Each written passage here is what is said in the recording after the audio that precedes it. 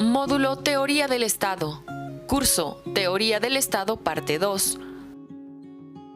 Objetivo: analizar desde una perspectiva histórica y teórica la mejor manera de organizar un Estado para el gobierno establecido, desde el punto de vista de organización del Estado y aspectos territoriales. Empezamos esta segunda parte de Teoría del Estado, tratando de responder a esta pregunta: ¿cuál es la mejor forma de gobierno?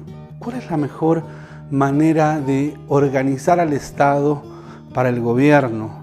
No solamente en el sentido de las funciones y órganos del Estado, sino también en el sentido territorial. Esta fue la primera pregunta que aparece en la historia del pensamiento político.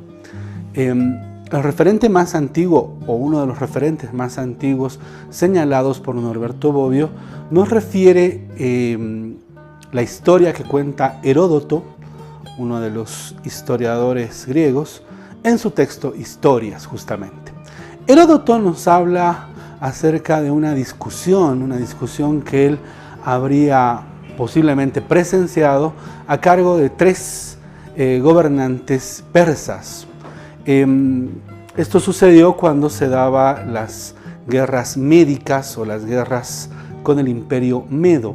Es la llegada de los persas a Grecia y bueno, en el desarrollo de esta batalla, en todo caso, se dio esta discusión.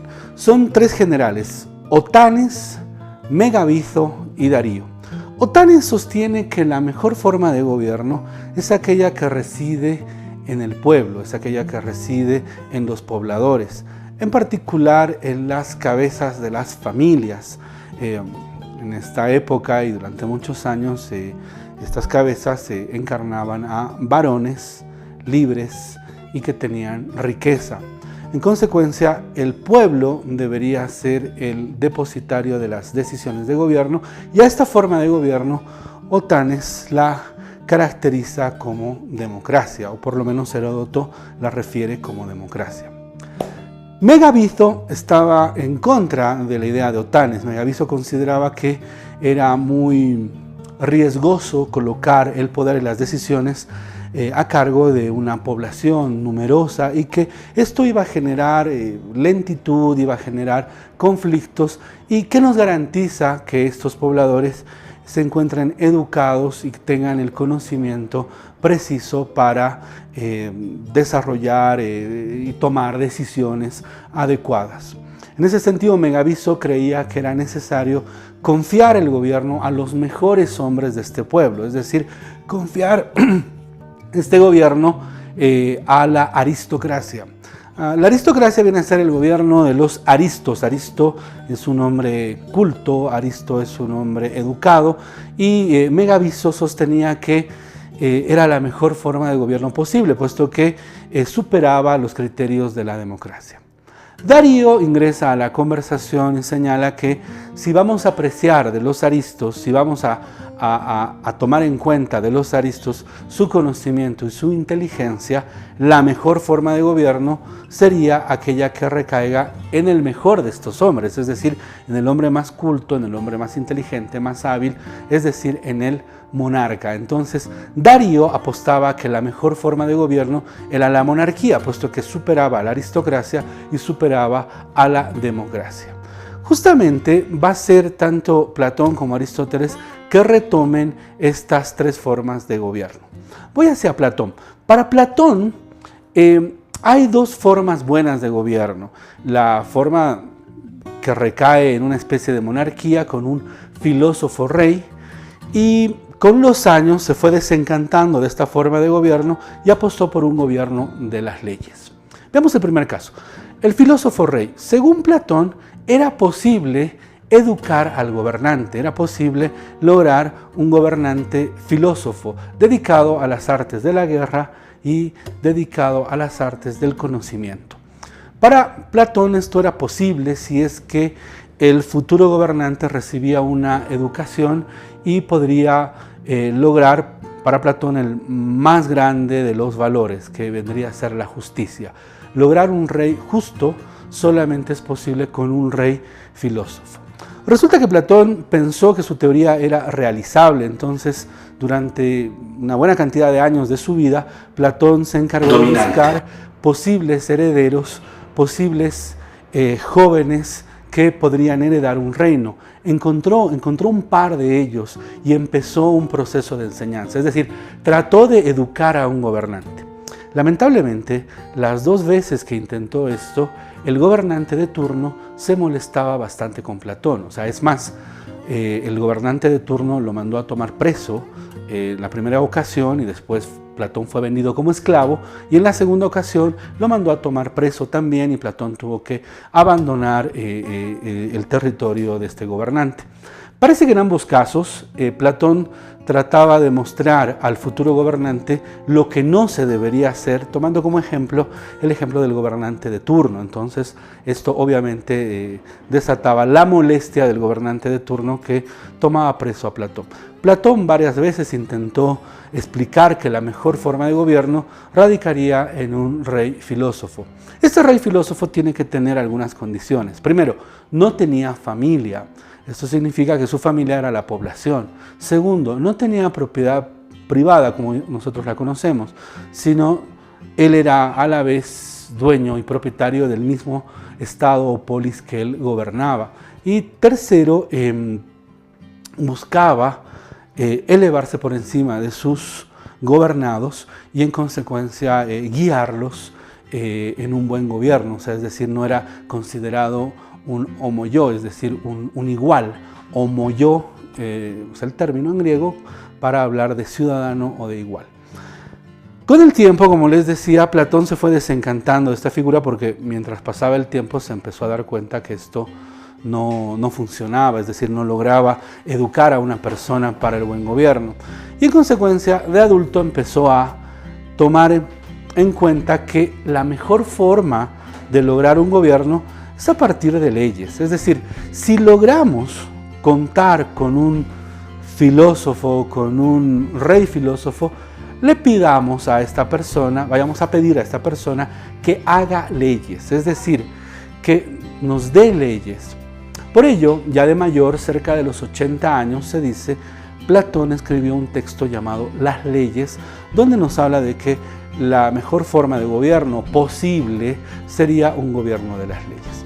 Sin embargo, tanto entre la República, donde él va a plantear el texto llamado La República, donde él va a plantear la idea de un filósofo rey, y Las Leyes, este texto en el cual Platón, un tanto desencantado, nos habla que la mejor forma de gobierno es el de las leyes, entre ambas va a desarrollar una teoría de los ciclos, que sí nos interesa. La teoría de los ciclos señala que las formas buenas de gobierno tienden a corromperse y hay un proceso de ciclos, es decir, la democracia en última instancia podrá transformarse en un futuro en una aristocracia, es decir, el pueblo podrá ir eligiendo en los cargos a las mejores personas y ahí conformamos la aristocracia. Y la aristocracia podrá reconocer a un gran gobernante que sería el monarca. Entonces tendríamos un ciclo que va de la democracia a la aristocracia y de la aristocracia a la monarquía. Pero él decía de que llegado al punto más alto, al ciclo más alto, empieza un proceso de degeneración. Es decir, la monarquía nos llevaría en un proceso de degeneración a su opuesto. Su opuesto sería la tiranía. Es decir, el monarca no podría sostener el gobierno y en consecuencia se tendría que volver un tirano. Alguien que gobierna sobre la base del miedo, del temor, del terror. Pero este tirano no podría en última instancia contener el gobierno, entonces tendría que compartirlo. ¿Y quién compartiría el gobierno con un tirano? Pues otros tiranos, otros gobernantes corruptos, y ahí de la tiranía se pasaría a la oligarquía. La oligarquía es el gobierno de pocos, pero de pocos malos, de pocos que solamente piensan en sus intereses. La oligarquía es un gobierno de personas inteligentes también, pero que velan por su propio beneficio. Y esta oligarquía no podría gobernar mucho tiempo porque el pueblo se molestaría y el pueblo se levantaría, y una vez que el pueblo se levante, el pueblo tomaría el control de una manera desordenada y esto vendría a ser la oclocracia, es decir, el gobierno del pueblo, pero un gobierno degenerado. El gobierno bueno del pueblo lo llamamos democracia, el gobierno malo del pueblo lo llamamos oclocracia. El gobierno bueno de pocas personas lo llamamos aristocracia, el gobierno malo de pocas personas lo llamamos oligarquía. El gobierno bueno de una persona lo llamamos monarquía. El gobierno malo de una sola persona lo llamamos despotismo o tiranía, ¿no? Entonces, esta teoría de los ciclos de Platón señalaba que partimos de una democracia, llegamos a una aristocracia, llegamos luego a una monarquía, luego la cosa se degenera, pasamos a una tiranía, luego la tiranía se degenera, llegamos a una oligarquía, y luego la oligarquía se degenera y llegamos a una oclocracia. Esto también nos coloca delante de la caracterización que hacía el alumno de Platón, Aristóteles. Aristóteles decía, hay formas buenas de gobierno, la monarquía la mejor de todas, la aristocracia la segunda mejor, y la democracia la peor de las mejores, ¿sí? Y hay formas malas de gobierno, la peor de todas vendría a ser la tiranía, seguida por la oligarquía y posiblemente compitiendo como una de las peores, la oclocracia o gobierno del lumpen, gobierno de las clases bajas o de los estratos más bajos de una población, estratos que están dispuestos a hacer cualquier cosa por tener mínimas condiciones de vida. Pero no hablo del pueblo en sí, hablo de una forma corrompida de ver al pueblo. Entonces, esas formas de gobierno, en última instancia, son las que caracterizaron a los griegos. Los romanos pensaron distinto. Por suerte, los romanos tomaron algunos elementos de los griegos, pero vieron la necesidad de combinarlos. Justamente encontramos esta combinación en Polibio. Polibio, en el libro sexto de su colección llamada Historias, nos plantea la siguiente idea, que la constitución de un pueblo debe considerarse como la primera causa de éxito o fracaso de toda acción. La propuesta de Polibio es un gobierno mixto. ¿Qué significa un gobierno mixto? Un gobierno que combine lo mejor de las mejores formas de gobierno, es decir, un gobierno que combine lo mejor de la monarquía, lo mejor de la aristocracia y lo mejor de la democracia. ¿Cómo hacer esto? Un monarca, sí, encarnado en el emperador. Una aristocracia, sí, encarnada en el Senado. El Senado funge como límites al poder del emperador. Y una democracia encarnada en los comicios curiados, es decir, en las representaciones de las curias. Las curias eran, por decirlo de una manera sencilla, grandes extensiones de familias que tenían su representación en las formas de gobierno romanas. Entonces, el emperador se encontraba limitado por el Senado se encontraba limitado por los comicios curiados. Comicios curiados, Senado y emperador lograban un equilibrio que Polibio lo denominaba gobiernos mixtos. El argumento de Polibio: de esta manera se evitaba la teoría de los ciclos de Platón, o sea, es decir, si está presente la monarquía, la aristocracia y la democracia, las mismas contenían y evitaban el paso del tiempo. Dicho de otra manera también, los gobiernos mixtos presentaban algo llamado anaciclosis. La anaciclosis supone la forma mediante la cual detenemos el curso de los ciclos y en consecuencia detenemos este paso del tiempo. Para Polibio esto solamente era posible si se combinaban estas formas de gobierno y es allí donde van a hacer una caracterización de los gobiernos mixtos. Polibio las va a llamar repúblicas. Entonces, hablamos de república cuando el poder no se encuentra en una sola persona o en pocas manos, sino hablamos de república cuando existe, podríamos decir, una división de poderes. Hay un emperador, hay un senado y hay unos comicios curiados. Esto lo veremos enseguida cuando trabajemos a Montesquieu. Continuando en el tiempo, durante la Edad Media, pues obviamente la mejor forma de gobierno era la monarquía, puesto que el monarca, en última instancia, era el representante de Dios en la tierra. Hubo una ruptura La ruptura en materia política y en teoría política es Maquiavelo. ¿Por qué? Puesto que Maquiavelo, al finalizar la Edad Media, él replantea las formas de gobierno y las replantea a partir de un realismo político muy fuerte. Es decir, Maquiavelo nos da cuenta de las formas o maneras en las cuales se ejerce el poder fáctico y en última instancia compone dos textos magníficos que creo yo fundan la teoría política moderna. Me refiero a El Príncipe que funda la teoría política en base a una apología a la monarquía, y Los discursos sobre la primera década de Tito Livio, un texto dedicado a las mejores tradiciones de la República Romana. Muy bien, entonces para Maquiavelo existen dos formas de gobierno estables y dos formas de gobierno buenas: el principado, la monarquía, y la república o el equilibrio de poderes. En ambos casos va a depender del tipo de sociedad, es decir, una sociedad que precisa de orden, pues precisará un príncipe, un monarca que establezca el orden. Una sociedad ya ordenada, una sociedad que ya haya resuelto en parte los conflictos, optará por una forma republicana. Podríamos decir que tanto la monarquía es necesaria como la república es necesaria, depende del estadio de una sociedad. Avanzando en el tiempo aparecerán figuras como Hobbes, a quien hicimos referencia bastante en estos cursos. Hobbes nos señala que la mejor forma de gobierno es la monarquía, pues el pueblo se encarna en el rey y el rey en última instancia encarna el Estado. Más de una vez les hablé acerca de la tapa del libro Leviatán de Thomas Hobbes, donde vemos aparecer un rey que tiene en su mano una espada y en la otra una cruz, y que el cuerpo del rey está hecho de la fusión de pequeños hombres. Son justamente los hombres que a partir de un contrato social, un contrato hecho por miedo, pues dan nacimiento al monarca. Para Hobbes la mejor forma de gobierno es la monarquía. Avanzando en el tiempo aparece posiblemente uno de los autores que más nos ha dado de hablar respecto a las mejores formas de gobierno. Me refiero a Charles de Secondat, barón de Montesquieu, que bueno, es más conocido en el mundo jurídico y de la teoría política simplemente con el nombre de Montesquieu. Bueno, Montesquieu nos habla en uno de sus libros más famosos, El espíritu de las leyes, nos dice que todo está gobernado por leyes. Y nos va a hablar acerca de tres formas de gobierno: el republicano, el monárquico y el despótico. Cada uno de ellos alentado por un tipo de virtud, por un tipo de fuerza que permite su organización. Pero él se va a concentrar en la república porque considera que la república no conoce formas corruptas. ¿Qué está haciendo Montesquieu? Montesquieu está releyendo a Polibio y su propuesta de los gobiernos mixtos.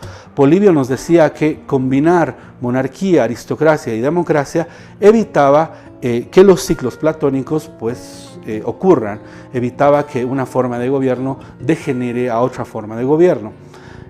Mantener monarquía, aristocracia y democracia en una misma forma de gobierno es lo que Polibio denominaba gobiernos mixtos y también lo denominaba república. En un sentido similar, Montesquieu va a tomar la idea de república, pero nos va a plantear una división horizontal del poder con nombres que hoy en día no son familiares. Nos va a hablar de la monarquía, pero en otros términos. La monarquía se va a transformar en poder ejecutivo, órgano ejecutivo. Pensemos un poco. El presidente funge un rol similar al de un monarca, al de un rey.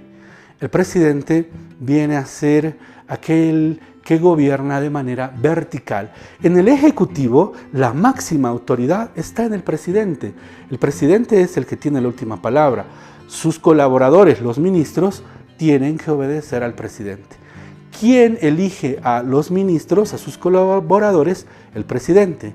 ¿Quién puede expulsarlos? ¿Quién puede pedirles su renuncia o en última instancia destituirlos? El mismo presidente. El ejecutivo es una forma de gobierno vertical que estaría alimentada por la reflexión de la monarquía.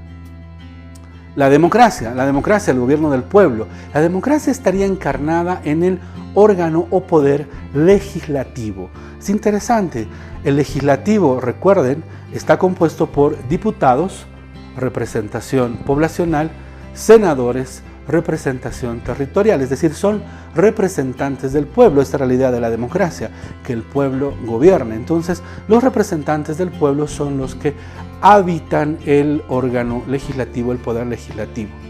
Finalmente, nos faltaría una forma de gobierno, la aristocracia. ¿Dónde se refugia la aristocracia? La aristocracia se refugia en el poder judicial. Pónganse a pensar. El poder judicial, el órgano judicial, es el único órgano, el único poder que está compuesto de algo parecido a los aristos. ¿Qué era el aristo? El aristo era un hombre culto, un hombre estudiado. El poder judicial es el único poder que pide, que solicita dentro de los requisitos para habitarlo, para ocupar un cargo, el título profesional. En el Ejecutivo no es necesario el título profesional. En el Legislativo, para ser diputado o senador, tampoco es necesario el título profesional. Sin embargo, para habitar, para ocupar un cargo en el órgano judicial, es necesario el título de abogado. La Constitución actual ha variado sobre todo en la composición administrativa, es decir, todo lo que podría ser el Consejo de la Judicatura, el Consejo de la Magistratura, podría ser habitado por otra profesión. Hablamos de administradores de empresa, hablamos de gestores de políticas públicas, puesto que lo que interesa en la administración de justicia es también tener una mirada de gestión, ¿no? Una mirada de gestión pública que es muy importante para lograr resultados óptimos. Pero volvamos al razonamiento.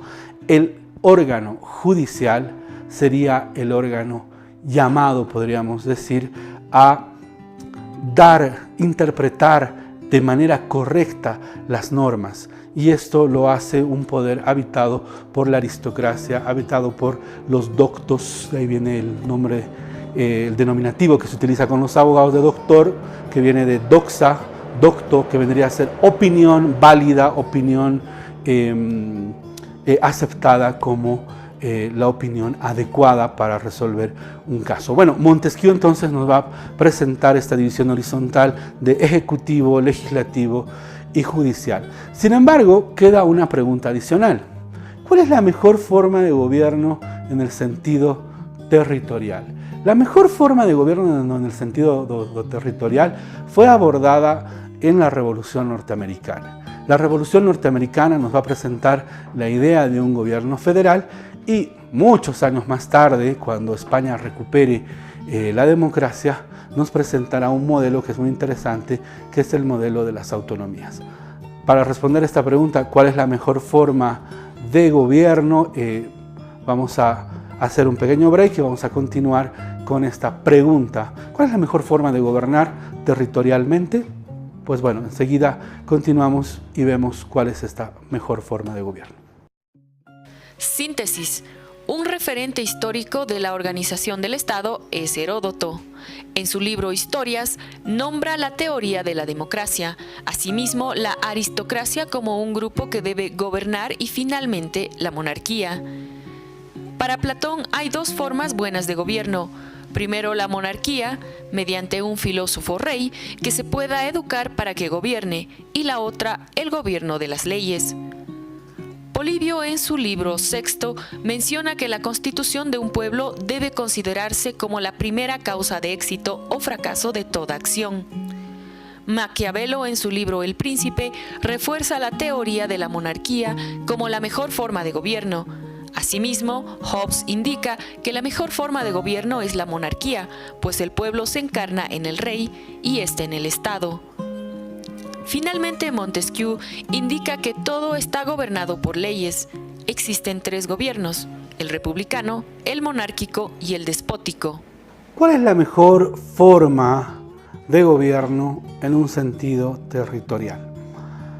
Esta pregunta nace cuando Estados Unidos nace a la vida, nace a la historia. Entendamos algunas cosas. Lo que llamamos Estados Unidos es básicamente el proceso de revolución e independencia de las colonias de Inglaterra, las colonias que se llamaban Nueva Inglaterra.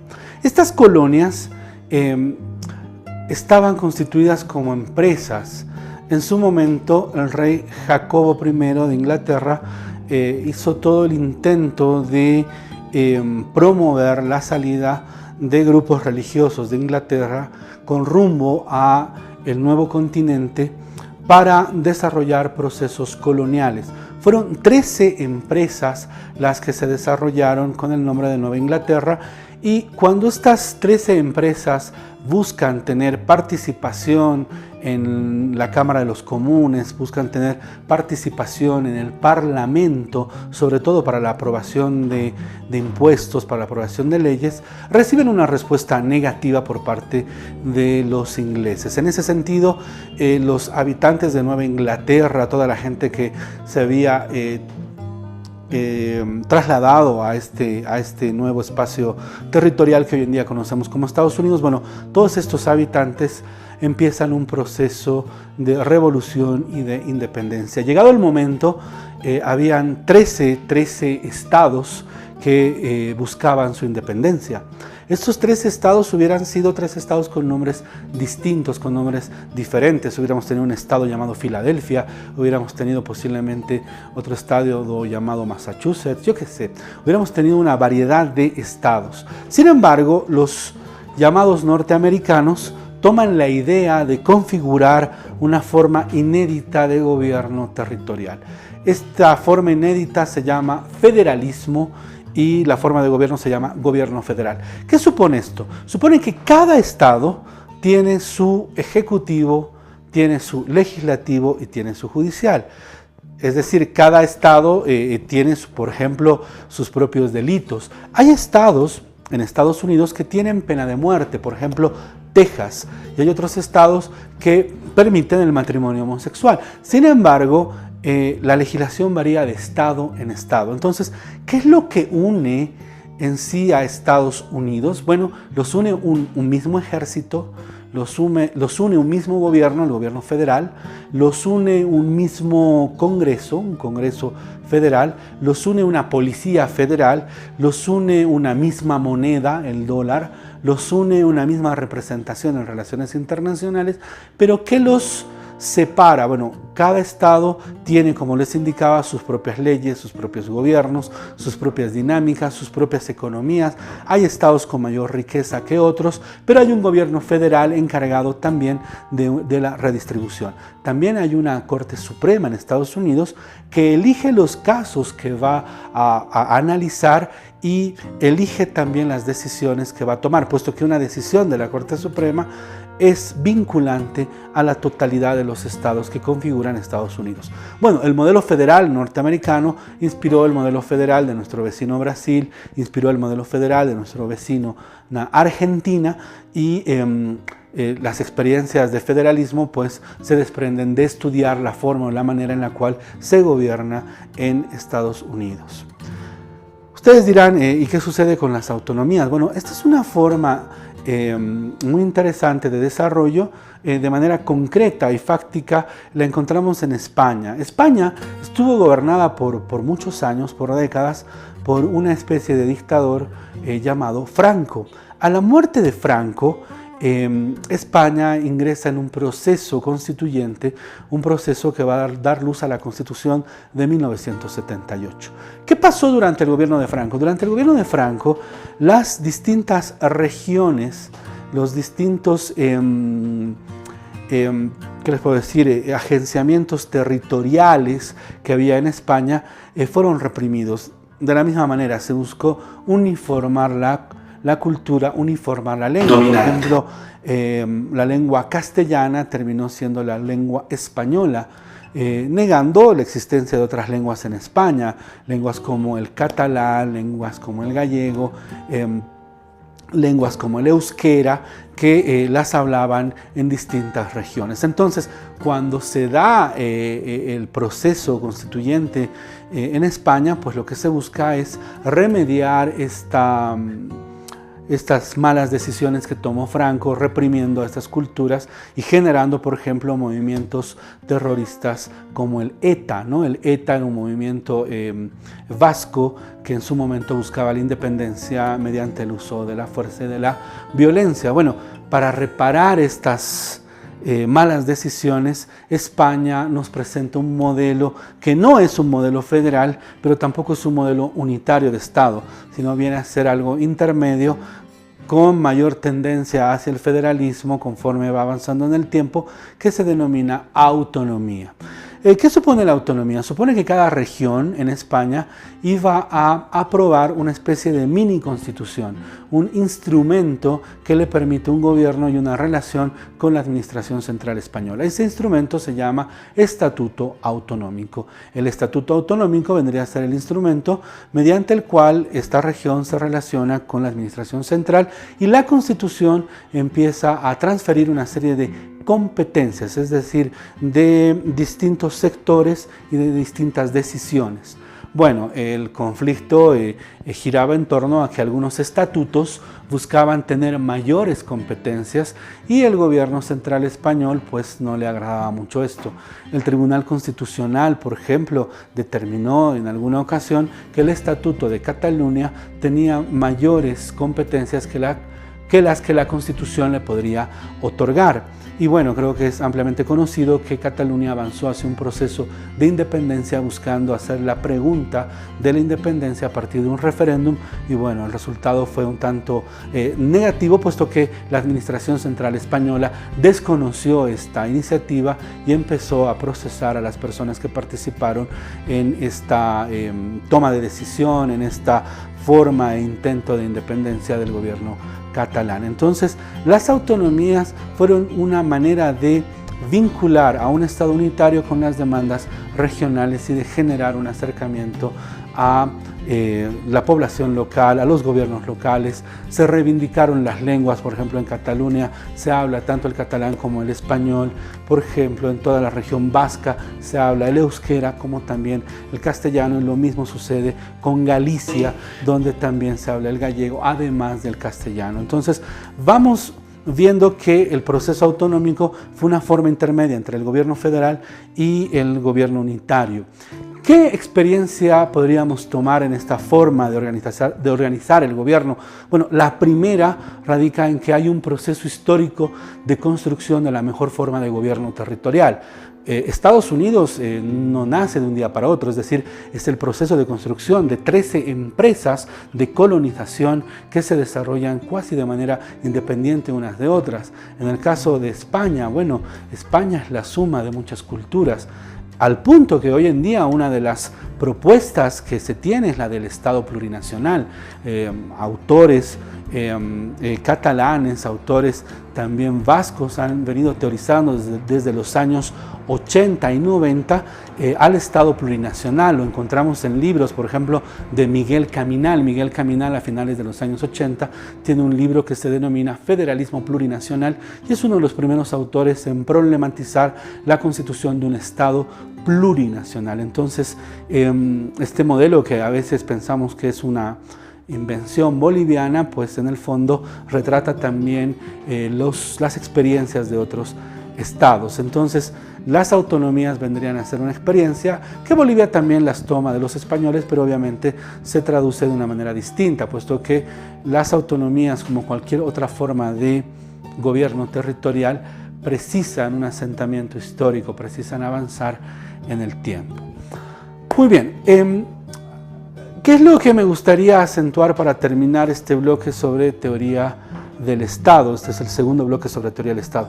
Me gustaría referirme a Carlos Marx. Carlos Marx, en la introducción a la crítica de la economía política, un texto de 1857, un texto que Marx lo escribió y después lo retiró, pero que es un texto muy interesante porque nos da muchas pistas respecto a lo que Marx pensaba y teorizaba respecto al derecho, respecto al Estado. Bueno, Marx en este texto de 1857 nos dice lo siguiente: las relaciones jurídicas, como las formas de Estado, no pueden comprenderse por sí mismas ni por la llamada evolución del espíritu humano, sino que, por el contrario, tienen sus raíces en las condiciones materiales de vida. ¿Qué es lo que nos dice Marx en esta frase? Nos está diciendo que no podemos comprender al Estado como parte de la evolución del espíritu humano, no podemos comprender al Estado como una forma ahistórica, sino más bien se tiene que comprender al Estado como parte de un proceso de construcción. En ese sentido, podemos decir que el Estado no es un modelo arquetípico, o sea, no es un no es un modelo que se reprisa en todas partes del mundo, sino es básicamente una forma, una manera histórica. Podríamos decir de que si alguien quisiera tomar la idea del Estado como un modelo arquetípico, como un modelo que se instaura de un lugar a otro, lo puede hacer, pero a condición de recortar, de deformar, de hacer añicos este modelo, puesto que las conformaciones históricas serán distintas. Pónganse a pensar, las autonomías españolas, tomar la experiencia de España, los estatutos autonómicos y tratar de calcarlos a la realidad boliviana. Bueno, se lo puede hacer, pero a condición de que Santa Cruz no es Cataluña, a condición de que Tarija no es el País Vasco, es decir, a condición de que estamos delante de diferencias muy fuertes entre lo que es España y lo que es Bolivia. Y esas diferencias, pues bueno, van a colocarnos delante de otro tipo de desarrollos. El Estado no es un modelo arquetípico y si lo queremos tratar de esa manera, lo es a condición de ver este modelo saltar en pedazos. Entonces, ¿qué es el Estado? El Estado es una formulación singular. El Estado es básicamente una experiencia concreta y en ese sentido hay que estudiar al Estado en cada caso concreto. Esta es la lección que podemos verla en la obra de Zavaleta Mercado. Tiene varios textos, entre ellos destaca uno, El Estado en América Latina. Podemos verlo también en Marx, si muy bien un tanto más en sus textos, en sus escritos, que no necesariamente Marx los publicó en vida, pero que se agrupan hoy en día en el carácter de inéditos. Bueno, Marx cuando reflexionaba sobre el Estado nos decía que no podemos comprenderlo ni por la evolución del espíritu humano, ni por ningún otro camino de modelo, sino tenemos que comprenderlo históricamente. Lo que él nos dice, ¿no? Que las raíces se encuentran en las condiciones materiales de vida que varían de cultura en cultura. Algo similar nos habla Foucault, ¿no? Foucault nos va a decir de que propiamente no habría una teoría del Estado, puesto que cada Estado tiene un proceso de construcción singular. Entonces, ¿qué tenemos que estudiar para comprender a un Estado? Bueno, hay que estudiar su historia, cómo se formó, sus guerras, sus momentos constitutivos, es decir, qué momentos fundaron e hicieron una huella en la historia, una huella que marcó lo que es el Estado. Bueno, en ese sentido, el Estado vendría a ser una construcción relacional, una construcción histórica situada. En un sentido similar, Álvaro García Linera ha ido reflexionando este último tiempo sobre el tema del Estado. Me refiero desde el texto El Estado como campo de lucha del año 2010 hasta textos más recientes. García Linera nos habla de 3 variables para estudiar el Estado. Esas 3 variables las recoge en parte de un francés llamado Pierre Bourdieu. La primera variable es ver al Estado como una correlación de fuerzas, es decir, ver al Estado como esta síntesis histórica de guerras, de enfrentamientos que van configurando a los dominantes y a los dominados, pero también ver que los dominados resisten y pueden desarrollar cambios, pueden enfrentarse, pueden rearticular el conjunto de fuerzas. Luego nos pide estudiar al Estado como materia institucional, como materialidad institucional, es decir, ver en el Estado un conjunto de instituciones que permiten que el mismo se logre recrear a cada momento. Instituciones típicas del Estado, la policía, el ejército, el servicio de impuestos, la Contraloría, la Procuraduría, el órgano legislativo, es decir, un conjunto de instituciones que existen constantemente y que permiten todo el tiempo volver en el día a día a las relaciones, a la puesta en orden de esto que vivimos diariamente. Y finalmente, García Linera nos habla del Estado como idea o creencia. La idea de pensar el Estado como idea o creencia se encuentra en el Estado que nos otorgan, nos dan en los colegios, en las horas cívicas, en el himno nacional, en el conjunto de materias cívicas donde aprendemos las guerras injustas que fueron cercenando a este país, la guerra del Pacífico, la guerra del Chaco, esta olvidada guerra, la guerra del Acre, pero también las formas o momentos en los cuales nuestra población se miró la cara, peleó internamente y reconfiguró el horizonte, como la Revolución del 52 y estos últimos años, la Guerra del Agua, la Guerra del Gas, la reconfiguración de Bolivia en la Asamblea Constituyente, etc. Entonces avanzamos, podríamos decir, a ver al Estado como idea o creencia en las formas mediante las cuales el sistema educativo representa al Estado. La bandera, la huipala, el escudo, el himno, como les decía hace un momento, todas ellas son formas de expresión del Estado como materia, del Estado como creencia. Finalmente, alguien podrá decir, pero también podemos pensar al Estado al interior del concierto internacional.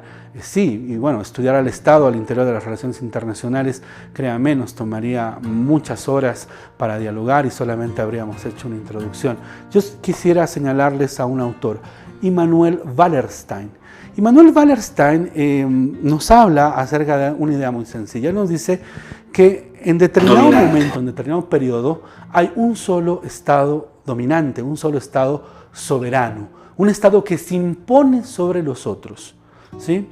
Este Estado uno lo puede identificar históricamente. Por ejemplo, señala que en determinado momento los holandeses se impusieron por encima de los otros estados y establecieron un tipo de comercio, normaron el derecho de los mares, ¿no? Ahí se encuentra Hugo Grocio, un jurista de la Universidad de Delft, que empieza a desarrollar la legislación y el derecho de los mares.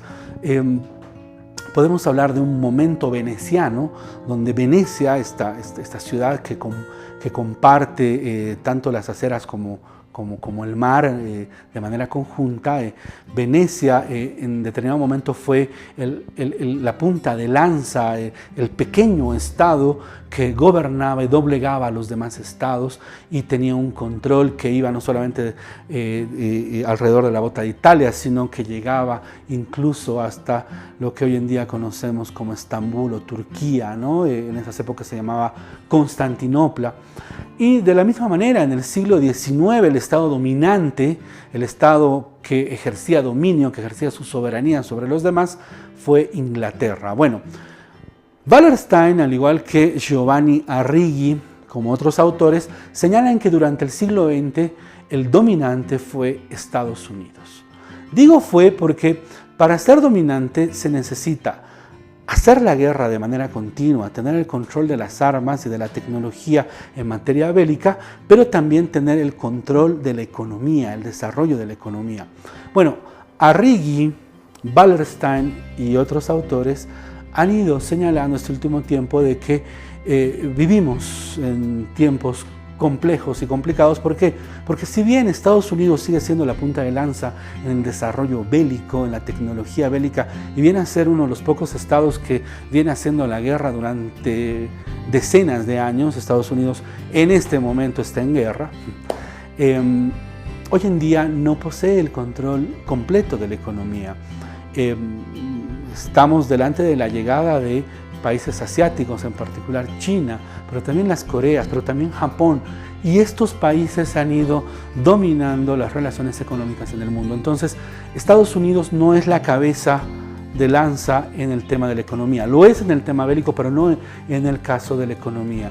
Y esta separación produce una crisis, porque puedes ser el dominante en el ejercicio de la fuerza, pero puedes no tener la influencia de la economía, que en última instancia es la que dibuja la vida cotidiana de las personas. Bueno, en ese caso, bueno, ¿dónde está el Estado boliviano? El Estado boliviano tiene que jugar a las alianzas con los distintos bloques de Estado. ¿Por qué? Porque los estados, los bloques de los estados son los que definen la política real. Y ese orden de definir la política real es la que nos lleva a pensar en un sistema mundo donde existe un dominante y bueno, actualmente con esta diáspora entre Estados Unidos y los países orientales a la cabeza de China. Bueno, ¿qué es el Estado y cómo se relaciona el Estado? En Bolivia este Estado se organiza en la Constitución Política del Estado y un conjunto de normas que nos permiten comprender la forma en la cual se gobierna tanto institucionalmente, tanto orgánicamente al Estado como territorialmente al Estado. Y esto es lo que veremos en el siguiente módulo. Síntesis. Un ejemplo de organización territorial del Estado son los Estados Unidos de Norteamérica, que tiene un sistema de gobierno federal, pero lo que los une son unas mismas fuerzas armadas, un mismo gobierno federal, Congreso federal, misma moneda y existe una misma representación, tomando en cuenta que cada Estado federal tiene su propia dinámica. Este modelo federal inspiró su instauración en Brasil y Argentina. Un ejemplo de organización territorial de gobierno por autonomías es España, por su composición territorial e histórica.